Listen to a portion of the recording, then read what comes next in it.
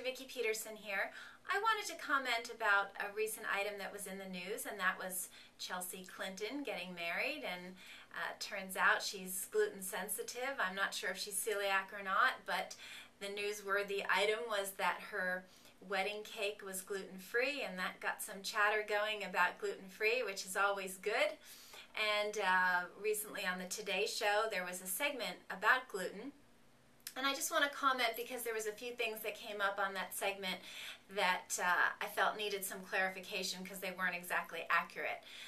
So it began with showing some actresses that are gluten-free, and the comment was that the reason they are off gluten is to keep their weight down, that it's basically a weight loss diet, getting off gluten. And the Today Show interviewed a doctor who very quickly said that is absolutely not the case, and she made the statement that when you remove gluten from the diet, you actually will gain weight. So obviously what she was speaking about was someone suffering from celiac disease, and a celiac on average in this country takes about 10 years to be diagnosed. Their villi of their intestine are fairly destroyed completely. They've been malabsorbing nutrients for a very long time, and so typically upon diagnosis, these are individuals who are very underweight, and it only makes sense that when you get the stressor out of the system, in this case gluten, and normalization and healing occurs in that small intestine, that they will gain much needed weight, which is terrific, and a logical secondary effect of discovering that diagnosis. And that's a key point. And of course, these are people that are very underweight and really need that to occur. So we know that that's true. However, the doctor didn't make that clarification, and the point that I wanted to discuss is that we do have celiac disease, but we also have gluten sensitivity. And with a patient with gluten sensitivity, they are very much reacting negatively to gluten, but they are not suffering from the villus atrophy or the small intestinal destruction that a celiac suffers from. Therefore, their weight might be normal, but more often that we see here in the clinic, they have weight to lose. So these are people who are suffering from too much weight. When they get the gluten out of their system, they're actually removing a toxic substance from their body, and two things occur. They get better absorption of nutrients, and their metabolic rate tends to increase, and the body is more likely to shed needed weight. So we can almost look at gluten as a weight normalizer. In a celiac, it's going to help them gain weight that's much needed, and in someone who's gluten sensitive, if they're overweight, their weight will come down to a normal level. So to make a blanket statement that if you remove gluten from your diet, you're going to gain weight is terribly inaccurate. So I wanted to clarify that point.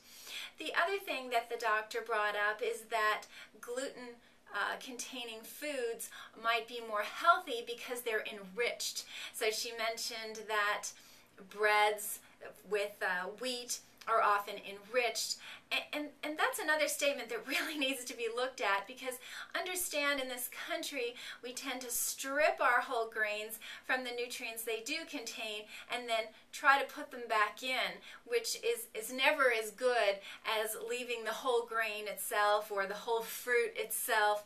It's almost like looking at fruit juice and comparing it to the fruit it came from and wondering why the fruit juice isn't as healthy as eating the fruit. All the fiber's gone, it's been strained and juiced, and time has gone by since the fruit went through that process. It's not going to be as healthy.